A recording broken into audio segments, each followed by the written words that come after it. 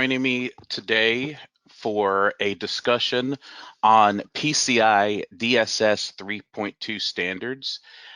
This presentation will be an introduction to PCI DSS compliance. PCI does have many levels of compliance, but we're going to focus today on DSS. Our agenda for today is what is DSS and the history, impact of some credit card theft and fraud, and what is the PCI Security Councils.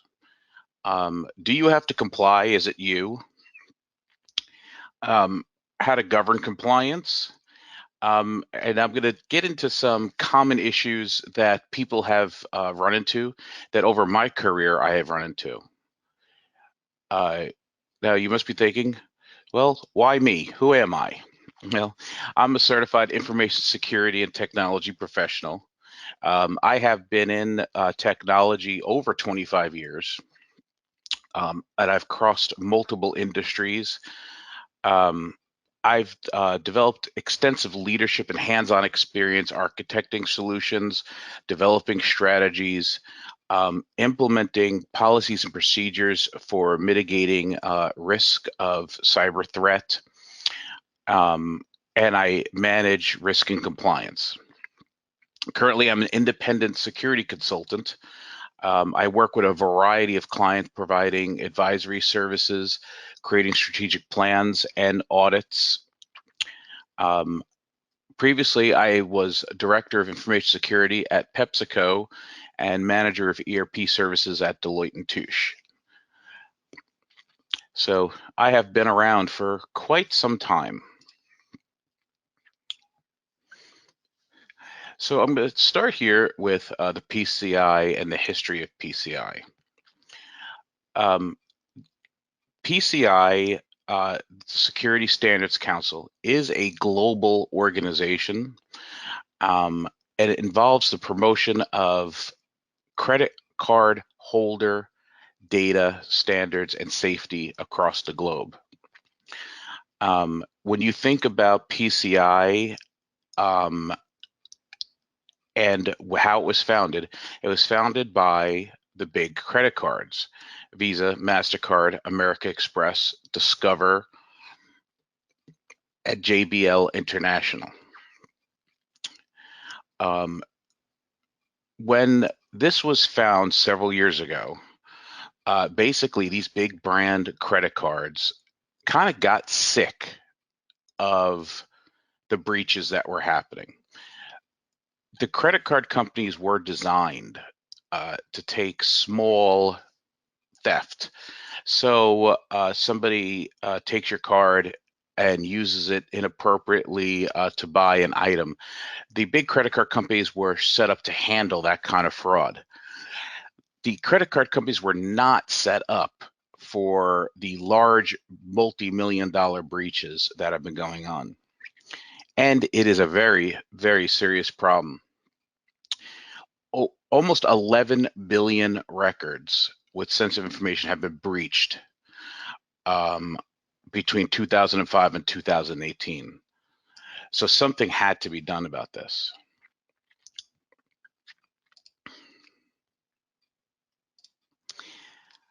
And when I say that the big credit card companies got really sick and tired of the breaches that were happening, here are some examples of where they were really had it. Heartland Payment Systems had 130 million cards exposed. This is the largest breach to date. And even though it happened several years ago, they are still calculating how much this cost. TJX Companies, that is a large retailer owning TJ Maxx and Marshalls, had 94 million cards breached in 2006.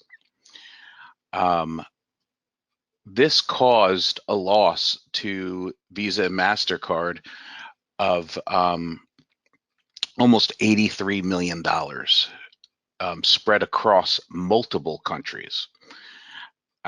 So you could see that this is a problem that is spread across the globe, and something has to be done about it.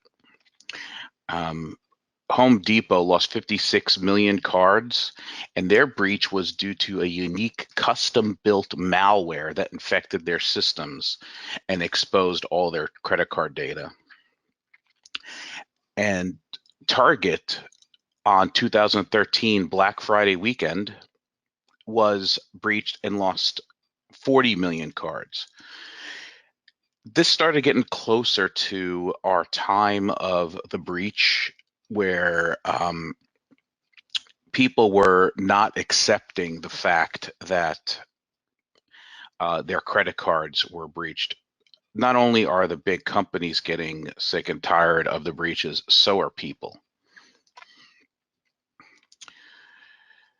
So the PCI Security Standards Council is an independent company. It's a corporation that was founded by the big credit card companies. It does operate as a separate entity. And PCI is chartered with three things: provide the framework for security policies and technologies that protect their payment system from breaches and theft of credit cards. The PCI DSS standard defines the scope for the cardholder data environment. And the cardholder data environment are all of the systems, all of the people, and all of the processes and technology that touch the cardholder data. There is nothing excluded from that. If it touches the data at all, it is included in the scope. PCI DSS also has payment hardware standards and application standards for the applications that are used. PCI managed accreditations for certified assessors and auditors. I am a certified auditor, and they hold my accreditation. They hold payment application QSA. They hold the PCI Professional, which is the certification I have. They have encryption assessors, qualified security assessors, and forensic investigators, of which they administer testing, qualifications, and if you are looking at acquiring one of these certifications, I will tell you they're pretty hard, but very well worth it. The other thing that I think is great that PCI does is they collect information from users and do conferences and workshops across the world. If you go to the PCI website, it is all free. There is no cost. There is a cost for certifications, but for all of their materials, there is no cost for it.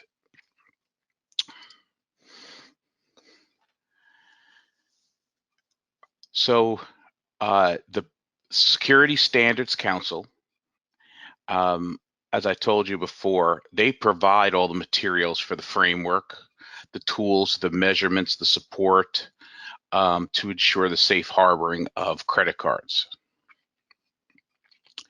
The PCI DSS, Data Security Standards, focuses on, again, the protection of the cardholder data. The DSS is an actionable framework. It is usable right out of the gate, and it is really robust for credit card data security processes.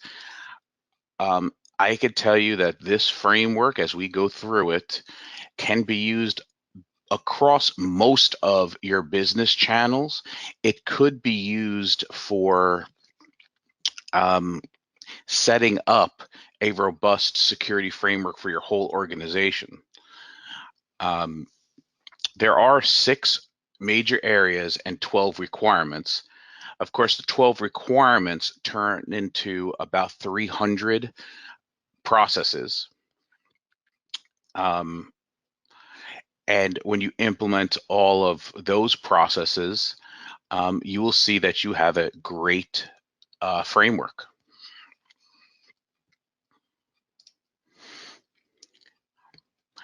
So when we look at the payment card industry standards, I wanted to give you a visualization of what PCI puts together for you. We start with the bigger box, merchant services. PCI DSS is where we're focusing today. But they also provide for software developers a framework, and for manufacturers, they provide a framework for the devices. If you are a software developer, manufacturer, and merchant, you put all this together, you have a perfect combination of a solid security framework. Giving you a visualization of the PCI security standards, these are all of the areas that PCI puts in. Cardholder production, logical production, tokenization is becoming a very prevalent service that credit cards are providing. Then, of course, we have payment data application standards, PIN transactions, point-to-point encryption. A lot of the breaches that have happened are because of a failure in encryption, even in a small microsecond area. When we're talking about a microsecond, it is so fast that it happens, and millions of records are stored. So again, this is something great to go look at the PCI website on. There are hundreds of documents on all of these areas. I'm going to focus for the next part of this presentation on the PCI DSS 12 requirements. You'll see that the framework, I really feel, is almost common sense nowadays inside of building your security framework. So we start off with number 1, build and maintain secure network and systems. Requirement 1, install and maintain a firewall. As you know, firewalls are devices that control computer traffic and allow good data in and out of your organization's network. Of course, you're going to have a firewall to protect your sensitive areas. Firewalls are always set to deny all and then allow only the traffic you want to to enter into your sensitive network areas. Requirement 2, do not use vendor supplied defaults. I have done a great amount of audits, and almost every audit that I have done, I have found either a network system or a server that is still using vendor default supplied passwords. Those are easily found on Reddit or public areas. You don't even have to really try to find default username and passwords. It's the easiest way for a hacker to access the internal systems by just using the default passwords or exploits that are based on the default information inside of the servers. Anything that you put on your network before it's physically connected, the default password settings should be changed. It only takes a few minutes if your network is being probed, and most networks are being probed constantly, for a hacker to find a vulnerability of vendor supplied defaults. The next area is protect cardholder data. Again, that sounds very common sense. But in the previous slides, I've shown you how billions of records have been stolen because credit card holder data was not protected. So requirement number 3, protect stored credit card holder data. Credit card holder data should not be stored unless it's absolutely necessary to meet the needs of the business. That is a very easy way to reduce your scope of PCI DSS and keep your organization safe. If you don't have to store it, don't do it. Sensitive data that is on your magnetic strip or the chip of your credit card must never be stored. That is a requirement of PCI. If for some reason your organization has to store the payment account number, or it's also called the PAN, it is critical to render it unreadable. Of course, rendering it unreadable can be through masking, only having the last 4 digits or the first 6 digits of the credit card number, or of course, encryption. If you do, for any reason, store credit card holder data, ensure that you have good monitoring and alerting on the area that you are storing it, so that if there is any anomalous activity, it can be detected right away. Requirement 4 is to encrypt transmission of cardholder data across open networks. We know that many people log on to open Wi-Fi's from home, from places that are not a secure network, and use their credit card. It is the requirement of a place that takes credit card payments to ensure that that transmission is encrypted from end to end. Your mobile devices, if there is an application on your mobile device that takes credit card, this requirement requires that the moment the application comes out, any data that is put in that application is encrypted. It is encrypted the moment it leaves your card until it reaches the merchant bank over the payment card network.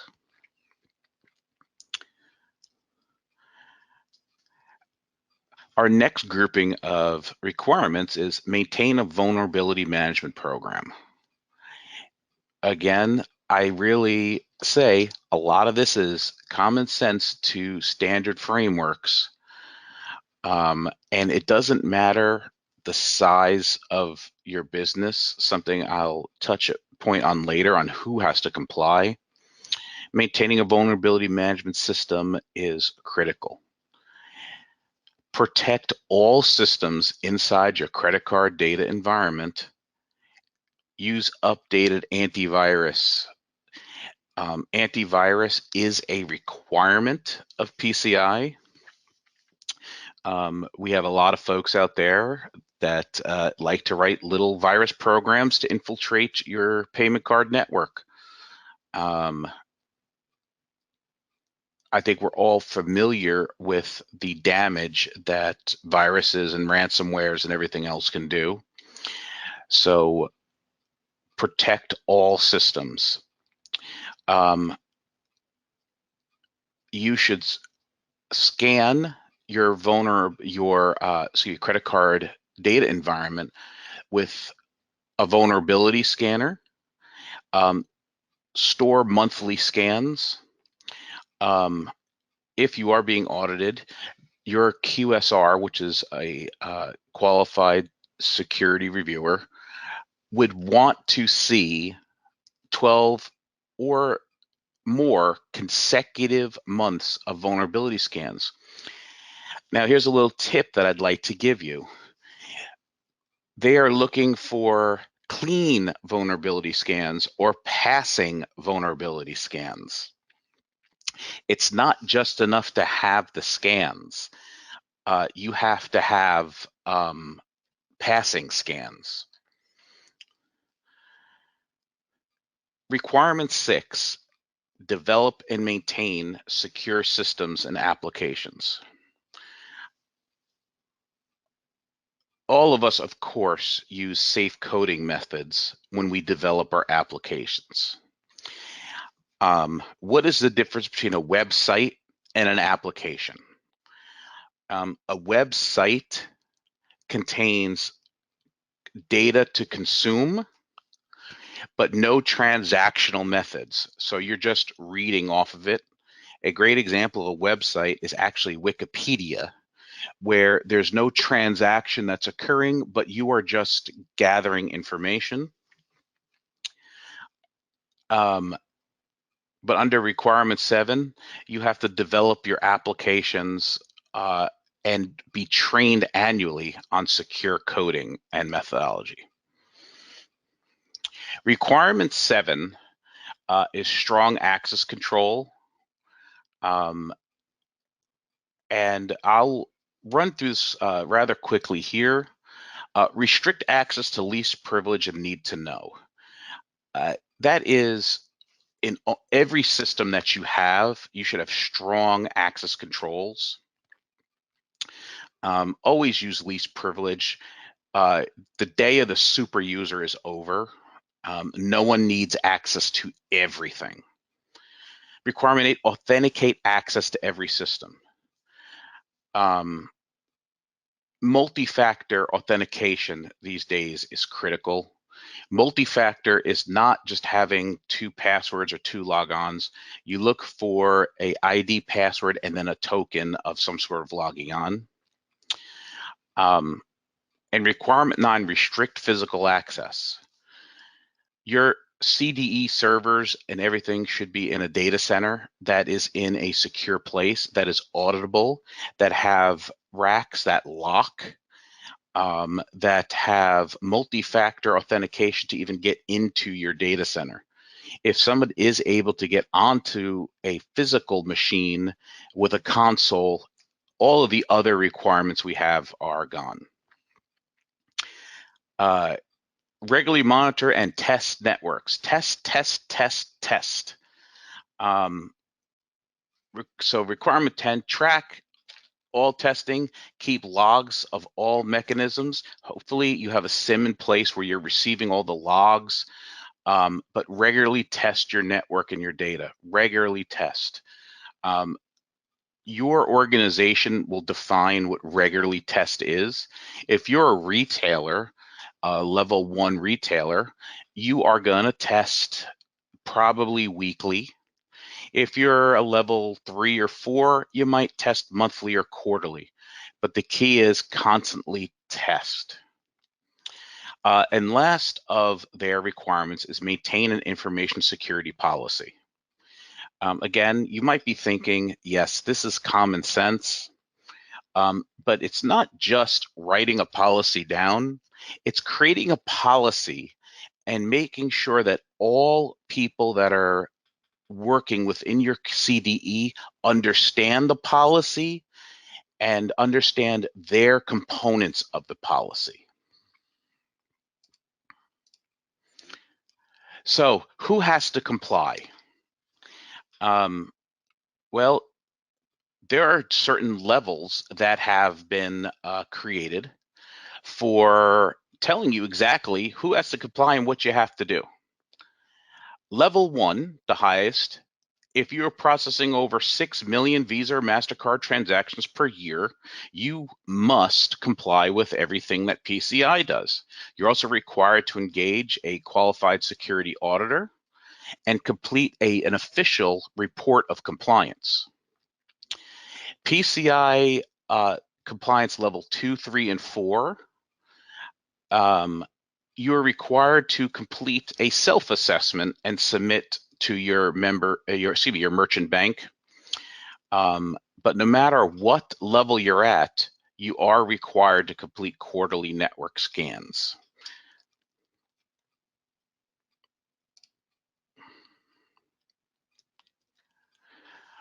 What do we do now? So the first thing to know is the safest way to know what level of compliance that you need is the bank is telling your organization what you need. All of organizations that take credit card have a merchant bank, and that bank will tell you what they want from you.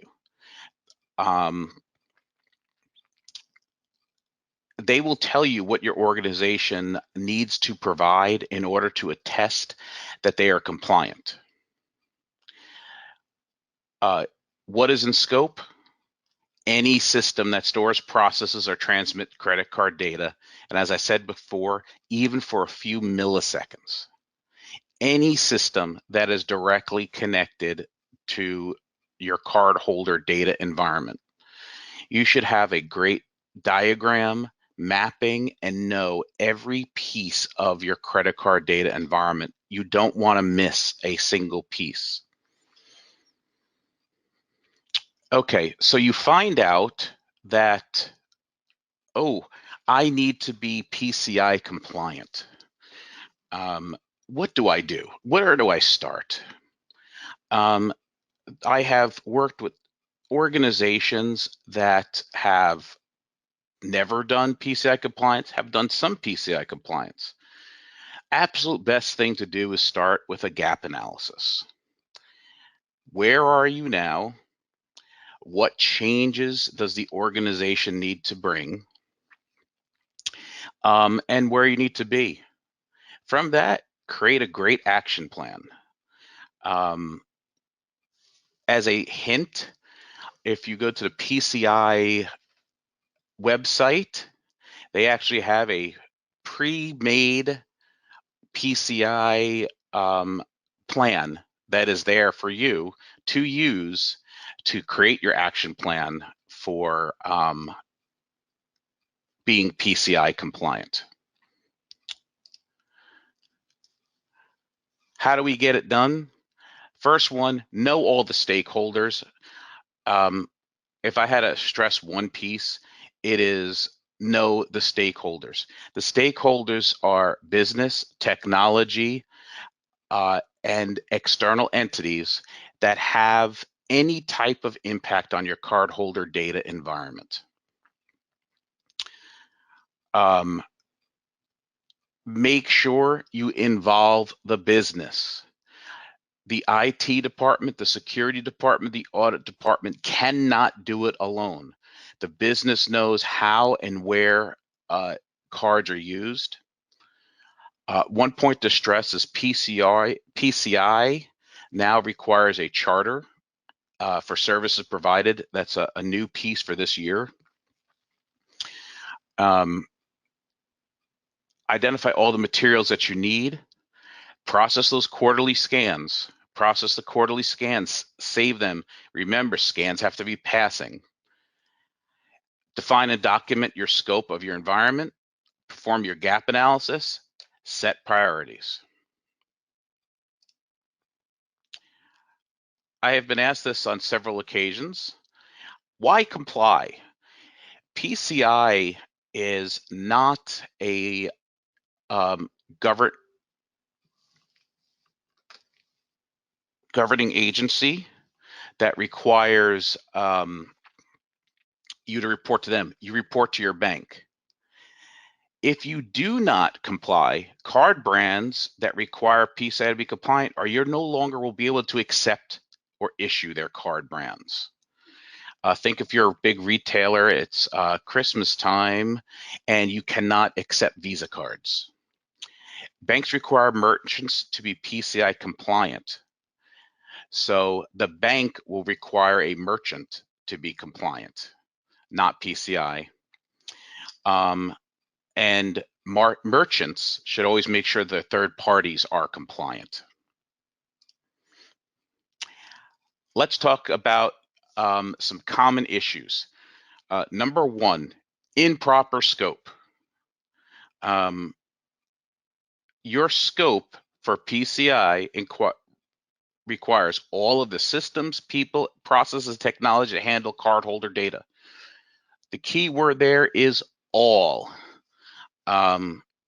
Even the security systems that are monitoring your cardholder data environment are required to be included in your PCI audit. Another one is failure to resolve vulnerabilities on a timely basis. I've seen in times where, yeah, I have 12 months of vulnerability scans and they all fail. As soon as you do a vulnerability scan, which is why I recommend weekly, fix those vulnerabilities right away. Patch those vulnerabilities right away. Patching for anything that's critical should be done no more than 30 days out of its release. Of course, I like to see 15 days out. The pitfall, failure to audit access to the cardholder data environment. You want to go over who has access to your cardholder data environment on a very frequent basis, 30, 90 days at most. Who has access, and take away access to anybody that doesn't need. And yes, failure to change vendor default configurations. I think I said that enough to you before. Failing to review audit logs. You might have a great SIM, but if nobody's actually looking at it, you're going to find a lot of areas in there that were missed. And of course, custom built applications, make sure developers are fully aware. If you are not compliant and you fail your audit, your organization can be fined. But if you experience a security breach involving credit card data and you are not PCI compliant, there will be heavy fines, enhanced scrutiny. And what I mean by enhanced scrutiny is you might have to do a quarterly audit for many years. Target right now is under enhanced scrutiny. They have to do quarterly audits, and audits are very expensive. Increased fees. Your credit card merchant charges a fee for every transaction. If you are not compliant and you have a breach, they will increase the fees. And of course, lawsuits. So we want to be PCI compliant. In here, I have listed a bunch of glossary of terms that I am not going to read for you today, but please feel free to go through them. And then I thank you for sitting through the presentation. I would now open it up to questions for anybody in the audience.